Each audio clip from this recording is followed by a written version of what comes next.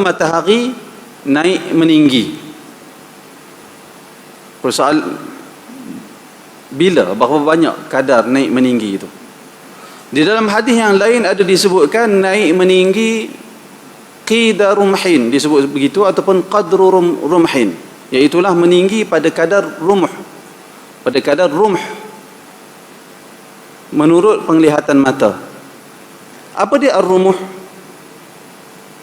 Ar-rumuh, kalau bahasa orang tua-tua dulu dia sebut kadar tinggi segala. Tapi kalau kita buka di dalam mu'jam, kamus-kamus Arab, kita akan tengok rumh merujuk kepada lembing. Saya terjemah lembing lah. Kadar lembing orang Arab. Saya sebut di sini rumh yang diterjemahkan sebagai segalah ataupun satu galah adalah merujuk kepada panjang sebilah lembing. Qadrul rumhin dalam bahasa Arab ialah kadar lembing-lembing orang Arab. Tingginya 12 jengkal. Tingginya galah tu 12 jengkal, lelaki sederhana tinggi. Dalam sebahagian hadis disebut waktu tegahan menunaikan salat itu sehingga hilang warna kemerahan matahari. Merah tu kita boleh tengok lagi, tapi bila dah dia terik, kita tak boleh nak tengok lama. Dia silau dah. Kita tak nampak dah bulat matahari tu disebabkan cahaya dia telah kuat.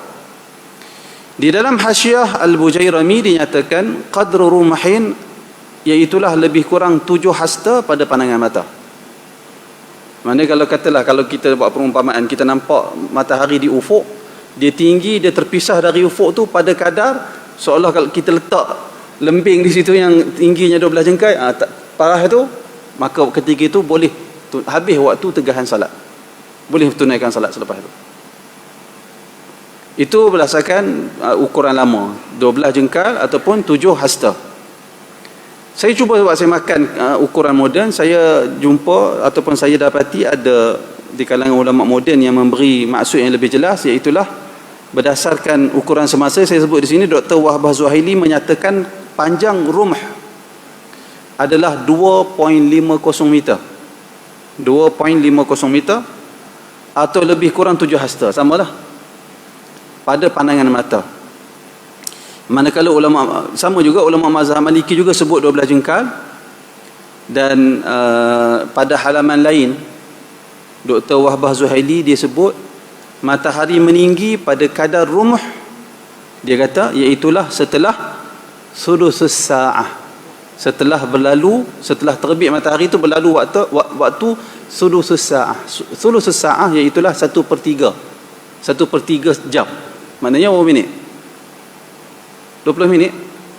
Maknanya selepas tu nak tengok takwim, waktu syuruk tu waktu matahari terbit, mula terbit, 20 minit selepas tu boleh tunaikan salat sunat berdasarkan kenyataan Dr.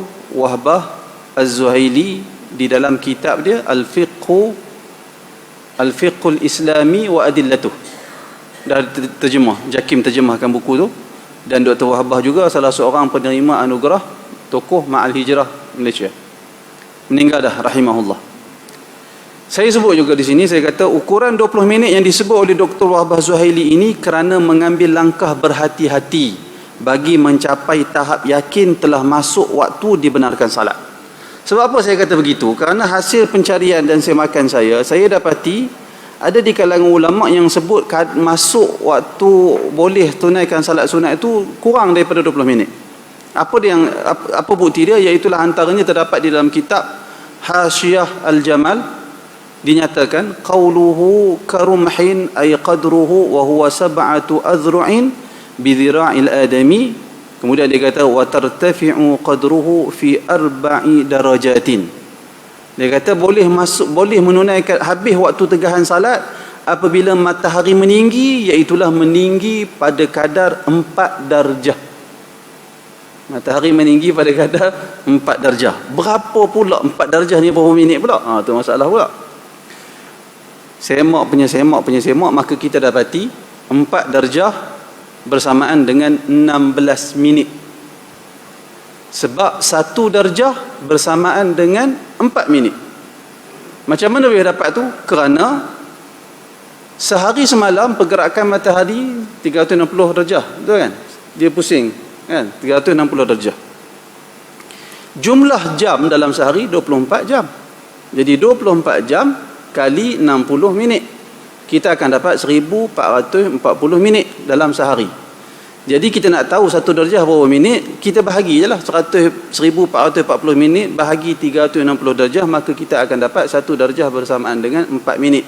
Jadi apabila dinyatakan di dalam Hasyiah Al-Jamal, bila habis waktu tegahan menunaikan salat, apabila matahari naik meninggi 4 darjah, maknanya bila setelah syuruk berlalu masa selama 16 minit, boleh kita tunaikan salat sunat ketika itu. Dan salat sunat yang ditunaikan di awal waktu itu dinamakan sebagai salat sunat isyraq.